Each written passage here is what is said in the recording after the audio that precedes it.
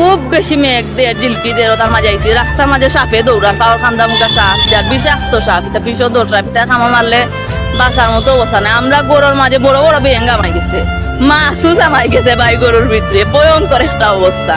তো এই জায়গা থেকে চলে যাবো অন্য জায়গায়, এই জায়গায় আর থাকতে চাই না। এক বছরের ভিতরে 2বার পানি এসেছে। নদী খনন 100 বছর উপরে হয়ে গেছে, শুনছি নদী খনন করা হয়েছে না। প্রথমত আপনার যখন পানিটা উঠছে এর বাধ্যনে আপনার বাসার মধ্যে পানির সমস্যা, সামান্য বৃষ্টিতেই প্রায় এলাকা মোটামুটি ডুবে যায়।